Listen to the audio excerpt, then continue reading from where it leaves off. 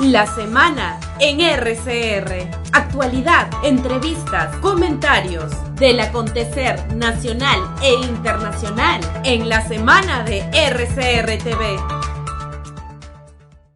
Somos RCR, Red de Comunicación Regional. Estamos transmitiendo directamente en nuestra central informativa, plataforma principal. Vamos a tomar contacto a esta hora con el embajador Juan Álvarez Vita.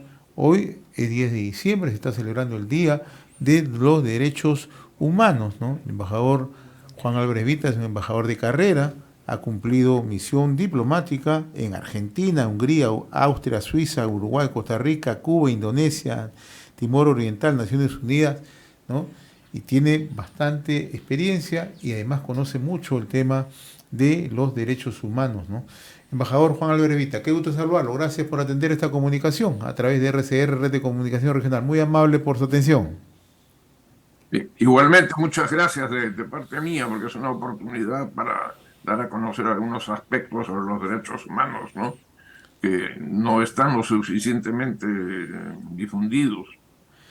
Así que bueno, esta es una invitación que, como comprenderá usted, pues me satisface mucho. ¿Cuánto hemos avanzado en el cumplimiento de los tratados, de acuerdos, compromisos en materia de derechos humanos en el mundo en los últimos años, embajador Álvarez Vita? Bueno, hay un cambio enorme, ¿no? en la situación. La Declaración Universal de Derechos Humanos fue aprobada el 10 de diciembre de 1948. En todos estos años hay un despegue increíble en cuanto a difusión, a dimensión también y al proceso de conceptualización de los derechos humanos. No podríamos comparar con la situación que se presentaba al término de la Primera Guerra Mundial, perdón, de la Segunda Guerra Mundial, que fue precisamente la situación en la que el mundo vivió era tan difícil y completa que aceleró quizás la proclamación de la declaración que estamos celebrando el día de hoy. Hoy en un mundo globalizado, embajador Álvarez Vita, vemos sucesos de cómo ocurre, ¿no? La guerra entre Rusia y Ucrania, ¿no? Donde la violación de derechos humanos es permanente, ¿no? Por más que se hacen llamados, por más que se lanzan alertas a nivel mundial, ¿no? Hemos avanzado, pero también las grandes potencias muchas veces hacen tabla rasa de los avances. Así es, cuando se produce un conflicto bélico, yo diría que se violan todos los derechos humanos. Empezando también, hoy día se habla mucho del derecho humano a la paz, ¿no? Que en 1948 todavía no estaba concebido como tal. Y esto nos lleva a ver también la paz sin el desarrollo no se puede dar. Son elementos que tienen que converger y procurar un real equilibrio entre estas situaciones que se dan. Así, por ejemplo, muchas veces se piensa en los derechos humanos limitándolos a la protección de los derechos civiles y políticos, o sea, la posibilidad de que el ciudadano pueda votar en unas elecciones, elegir a las autoridades que quiere, etcétera. Pero se requiere al mismo tiempo que los llamados derechos económicos, sociales y culturales tengan también un avance y una progresión permanente. Sobre esto ha habido muchas discusiones en el marco de las Naciones Unidas, por ejemplo, ¿no? Me tocó ser el representante del Perú ante la Comisión de Derechos Humanos en Ginebra, y yo le puedo decir con respecto a la primera parte de su pregunta, el avance hoy es realmente enorme. Eso no significa que no se requiera que esto siga progresando, porque sin ningún desarrollo equilibrado del ser humano y de la humanidad en su conjunto, esto no puede funcionar. Tiene que haber el equilibrio como si fueran dos vasos comunicantes cuando uno está en un laboratorio de física, ¿no? el líquido que entra por uno de los tubos debe alcanzar el mismo nivel del otro. O sea, necesitamos mejorar las condiciones de vida y eso nos permitirá también un progreso en la aplicación democrática. Si no, ¿de qué sirve tener libertad para participar en un proceso electoral si la persona no tiene para comer, si no tiene un vestido adecuado según el clima que le toque vivir? Es realmente un mundo completamente diferente desde hace algunos años, ¿no? Hoy día hay más conciencia, pero quienes tienen en su mano el destino del mundo deberían tener también conciencia de lo que significan los derechos humanos, ¿no? Me ha mencionado usted el caso de la globalización. Bueno, sí, siempre se ha sostenido que hay una globalización permanente y que entonces lo que se requiere es llegar a un punto en que haya equiparidad en todo el planeta. Cuando se habla de la globalización, hoy en día se circunscribe principalmente a temas económicos. Sin embargo, la globalización cultural es también muy necesaria. Este punto quizás es lo que más interesante resulta cuando uno empieza a observar este mundo de los derechos humanos, ¿no? Para simplificar, yo escribí un libro que se llama El maravilloso mundo de los derechos humanos. Digo que es maravilloso el mundo de los derechos humanos porque nos permite contribuir para el avance del respeto y de la promoción de estos derechos.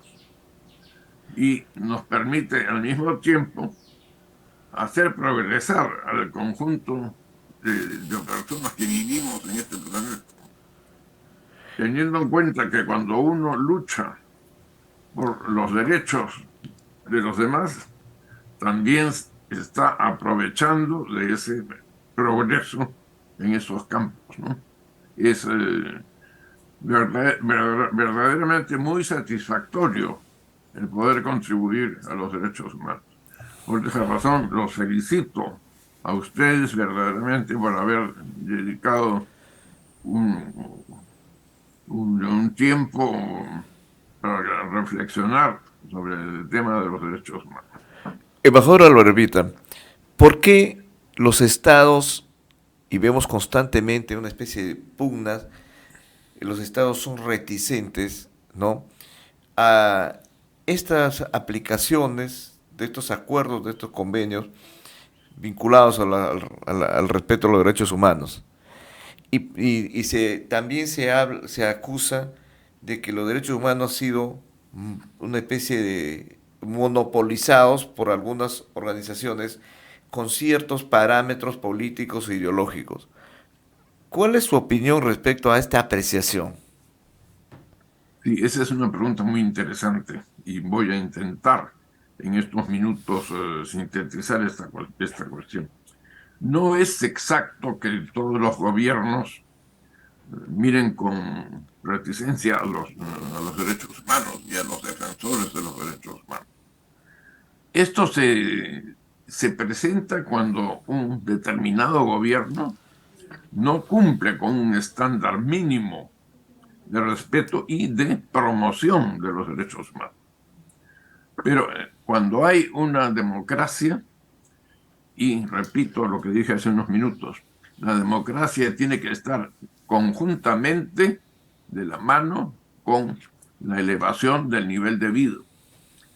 ¿Cómo se puede explicar entonces que un pueblo donde tiene, por ejemplo, un enorme número de analfabetos, ¿no?, pueda ejercer verdaderamente sus derechos civiles y políticos, cuando no tiene absolutamente ninguna posibilidad de mejorar? Se ve limitado por su poca educación a comprender términos tan sencillos para nosotros como puede ser la democracia, ¿no? Pero no podemos ser ilusos, no pueden funcionar si es que no van acompasados con otros. Cuando se rompe ese equilibrio es cuando vienen más violaciones a los derechos humanos, ¿no? Es realmente increíble, pero cuando hay gobiernos así reticentes al desarrollo de los derechos humanos es porque tienen una tendencia a ser dictaduras. Y eso es una cosa que le toca a la comunidad en pleno trabajar para que haya cada día más democracia, pero hay que facilitar el acceso a la educación y a las formas que se dan para esa aplicación. Por ejemplo, no pueden tener la misma visión alguien, me refiero ahora concretamente a nuestro país, que tiene tantas diferencias, no solamente geográficas, sino también de mentalidades y de culturas. Pero si la población no recibe una educación adecuada, se está afectando también al derecho a la salud. Alguien dirá, bueno, pero ¿qué se está haciendo? Sí, los derechos humanos por eso no se pueden limitar a la desaparición de algunas personas, ¿no? Pero cuando esas desapariciones son masivas, ya estamos en medio de una guerra a la cual no se le quiere llamar así, pero esa es la realidad. Por ejemplo, hay aspectos como el de la religión. Ayer hemos podido ver que el Papa derramó unas lágrimas al evocar la situación que se está dando en Ucrania. Eso indudablemente va a tener una repercusión enorme, porque el patriarca de Moscú está a favor del presidente Putin. Entonces, esta situación va a distanciar cada vez más el acercamiento que la Iglesia Católica Romana ha querido para conocer otras ramas cristianas, ¿no? Y de ahí ya estaríamos abriendo un boquete para ver por dónde hay que solucionar estos desequilibrios, ¿no? Nosotros aquí en el Perú tenemos también una diferencia enorme entre la costa, la sierra y la selva. No es lo mismo una persona que habita al borde del mar que a otra persona que está más arriba de la puna, ¿no? Los conceptos, ese mundo es completamente distinto. Yo recuerdo, recibí una invitación un día para ir a una comunidad en Piura, estamos hablando de la costa, y el tema que me pidieron que tratara era la cuestión de los derechos humanos. Le digo, lo primero que dije, es bastante difícil cumplir con lo que se me está pidiendo. Bueno, procuré explicar de la manera más simple qué son los derechos humanos y de qué manera hay que actuar frente a ellos. Terminada mi exposición, ocurrió lo que yo había pensado. Y empezó una lista de pedidos que se me hacían. Queremos agua, ¿no? Queremos comida, queremos vestidos, ¿no? Y eso naturalmente era la concepción que tienen estas personas con un grado de educación bastante bajo. El profesor de la escuela primaria, porque ahí terminaba el nivel de educación, estaban pidiendo lo que ellos creían que eran los derechos humanos. En cierto sentido, tenían razón. No se puede avanzar si no se eleva al mismo tiempo el respeto a los derechos económicos, sociales y culturales. Esto es uno de los puntos que habría que pensar siempre cuando hablamos de los derechos humanos.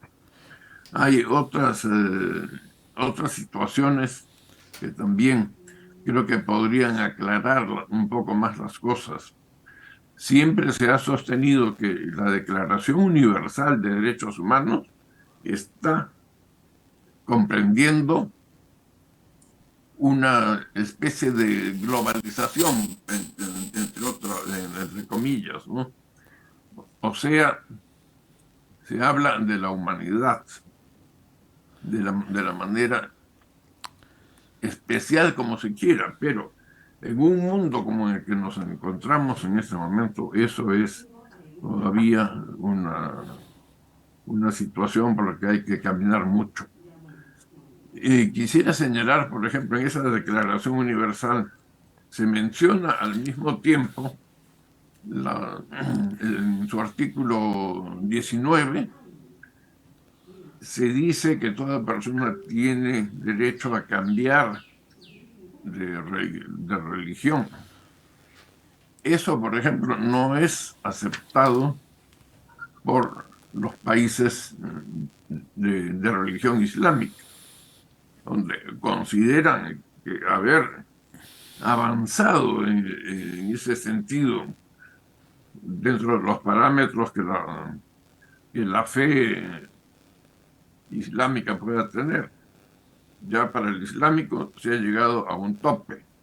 La religión más avanzada es esa. Entonces no se permite que se regrese a una situación diferente. Cuando las Naciones Unidas aprobaron en 1948 esta declaración, los países que estaban participando eran una cincuentena, no más. Hoy día el mundo que participa en la vida de los derechos humanos es muy variado. Y viene una gran cuestión que se percibe mucho cuando uno vive en un país islámico, ¿no? Así es. Yo he tenido la oportunidad de estar 5 años y medio en Indonesia y de ver cómo el aspecto religioso, sobre el cual no se habla mucho, tiene una enorme incidencia, ¿no?, en el goce de los derechos humanos. Muy bien. Entonces, ahí tenemos una excepción en el artículo 19, porque no podemos decir que hay un carácter de universalidad total. Hay una excepción para esto. Y mirando el mundo en su globalidad, ocurre pues que Así es. la cosa no es tan fácil. Se ha caminado mucho, pero también es mucho lo que tenemos que seguir avanzando. Muy bien. Para un mundo de justicia, de paz y de desarrollo. Muy bien, embajador Juan Álvarez Orbita, como siempre muy reconocido por esta comunicación a través de RCR, Red de Comunicación Regional. Lo vamos a molestar más a menudo para hablar de un tema que siempre está vigente en el día a día. Ha sido un gusto conversar con usted, embajador, muy amable. Para mí también, muchas gracias nuevamente. Hemos presentado La Semana en RCR TV a través del canal 796 de Cable Más.